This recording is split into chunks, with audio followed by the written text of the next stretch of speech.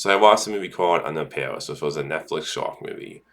And I've said in multiple videos that Netflix can be more missed than hit.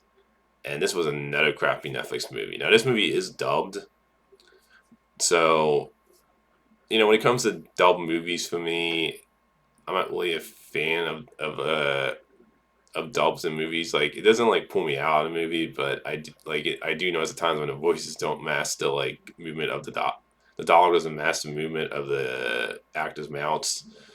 But that's more of a nitpick when it comes to like when they dub movies. But there's just nothing about this movie that I really like. I thought at times the sharks looked pretty cheap. Like this felt like low budget. This movie, I thought the characters, I didn't give a crap about any of them.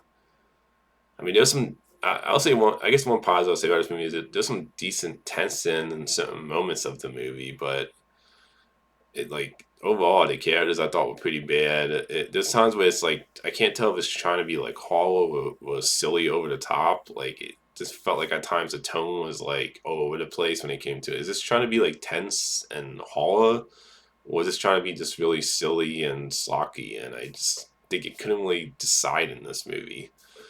And like I said, the shock just personally to me cheap a lot of times. The characters I think were pretty bad.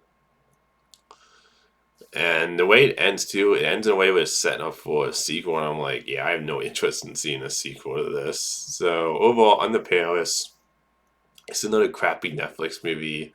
And as a shark fan, because I'm always looking for a good shark movie. Like I love the original Jaws movie. I love Deep Blue Sea. I understand that movie can be silly for some people, but I love that movie, and I love The Shallows, which was another great shark movie for me personally.